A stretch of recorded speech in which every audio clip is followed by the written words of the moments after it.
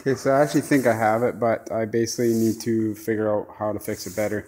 I added a 470 ohm or farad cap to the actual brain and another one to the actual 5-volt power supply down on the where the 5-volt power is made on the driver board. Signal's pretty dirty, so I'm gonna have to probably rethink this somehow. And because it's just going to get worse as I go up in power. You can see here I have a scope shot. Best I can do, it doesn't show it perfectly because it's hard to, there's a delay in how long this takes to record versus when you pin the throttle. So I have to pin the throttle and hit the run stop button in that order and do it just at the right time to get it.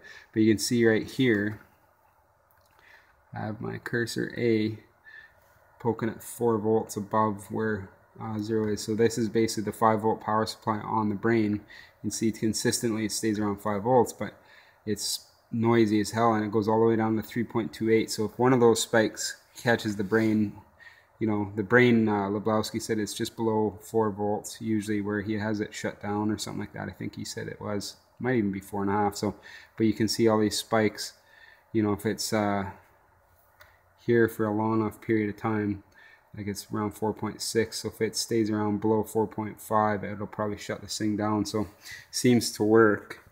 Unfortunately, I have to figure out a better system. I have a lot of noise there on the brain, you can see.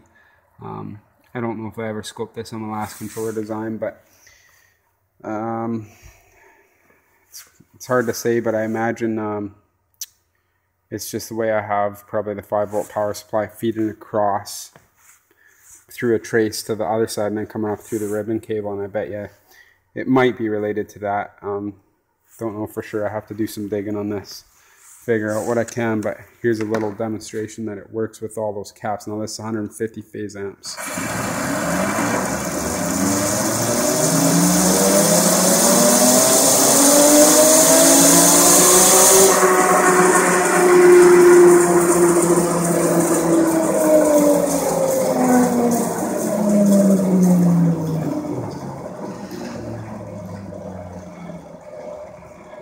So I've just got that far, done a couple partial runs like that. You can see I've got the temperature up on the MOSFETs a little bit. I have no active cooling, just the heat sink there. So I can basically put my hand on this thing and I can feel it's up around 20 something degrees right now.